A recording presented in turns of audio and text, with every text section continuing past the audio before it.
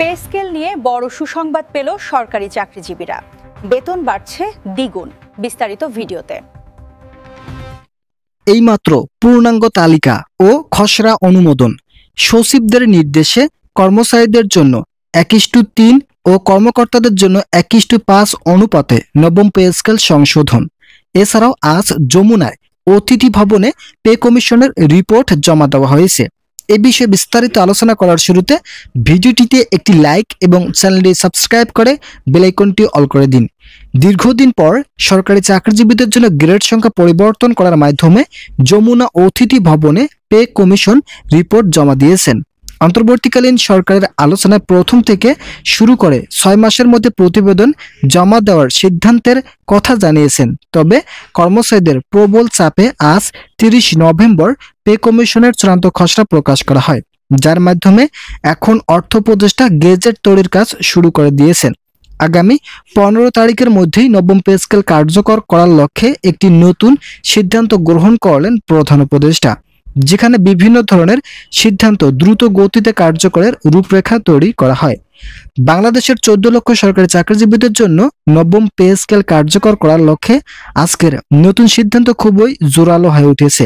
Pay কমিশনের chairman Zakir Ahmed Khan ও অর্থ উপদেষ্টা ডক্টর সালাউদ্দিন আহমেদ সরকারি চাকরিজীবীদের বেতন বৃদ্ধির জন্য গেজেট প্রস্তুতের কাজ শুরু করেছেন।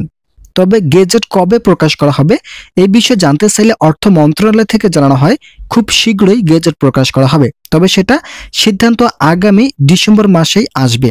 ভিডিওটির এই মুহূর্ত পর্যন্ত এসেও আপনারা যারা সাবস্ক্রাইব করেননি তারা সাবস্ক্রাইব করে বেল আইকনটি অল করে দিন।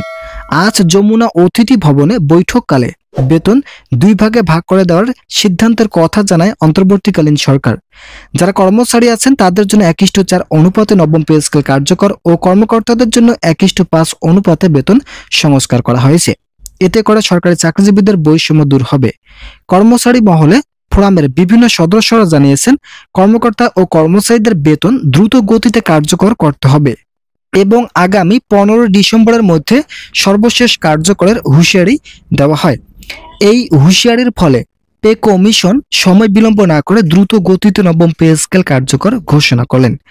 বাংলাদেশের রাজস্ব খাতভুক্ত 14 লক্ষ সরকারি চাকরিজীবী সহ স্বায়ত্তশাসিত আধা সরকারি ও এমপিওভুক্ত শিক্ষক কর্মকর্তা কর্মচারী মোট 22 লক্ষ সরকারি চাকরিজীবীদের জন্য একযোগে নবম পে স্কেল কার্যকর করার চূড়ান্ত রূপরেখা তৈরি করলেন প্রধান উপদেষ্টা। অন্তর্বর্তীকালীন সরকার যখন ক্ষমতায় অধিষ্ঠিত হন তখন থেকেই নবম পে স্কেল বাস্তবায়ন করার লক্ষ্যে সিদ্ধান্ত গ্রহণ করেন। এতে করে সরকারি চাকরিজীবীদের দীর্ঘদিনের অবহেলা মুক্তি পেয়েছে। আজ যমুনা অতিথি ভবনে সর্বশেষ বৈঠকে সরকারি চাকরিজীবীদের বেতন বৃদ্ধি 2 ভাগে করার সিদ্ধান্ত খুবই যৌক্তিক বলে মন্তব্য করেন সংশ্লিষ্টরা। তো বন্ধুরা, যারা সরকারি চাকরিজীবী আছেন তারা পরবর্তী আপডেট পেতে চ্যানেলটি সাবস্ক্রাইব করে বেল আইকনটি অল করে দিন।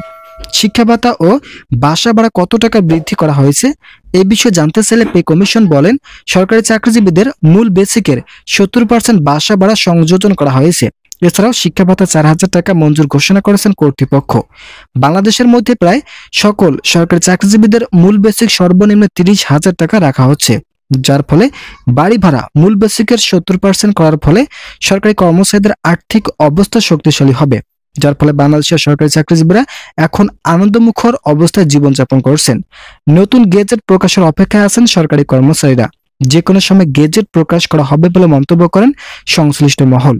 তবে সরকারি চাকরিজীবীদের জন্য নবম পে স্কেল কার্যকর করার ফলে অর্থনৈতিকভাবে বেশ কিছু উদ্যোগ হাতে নিয়েছে পে কমিশন, যেখানে থাকছে সিলেকশন গ্রেড ও টাইম স্কেল পুনরুদ্ধার করার নতুন সিদ্ধান্ত। অবশেষে অর্থ মন্ত্রণালয় থেকে বলা হয়েছে আগামী 2 সপ্তাহের মধ্যে গেজেট প্রকাশ করা হবে। গেজেটের মধ্যে সরকারি চাকরিজীবীদের পরবর্তী বেতন কাঠামো উল্লেখ করবে কর্তৃপক্ষ। তো বন্ধুরা, আজকের এই ভিডিওটি পর্যন্ত। আশা করি ভিডিওটি থেকে অনেক উপকার পেয়েছেন। যদি উপকার পেয়ে থাকেন তাহলে অবশ্যই চ্যানেলটি সাবস্ক্রাইব করে বেল আইকনটি অল করে দিন।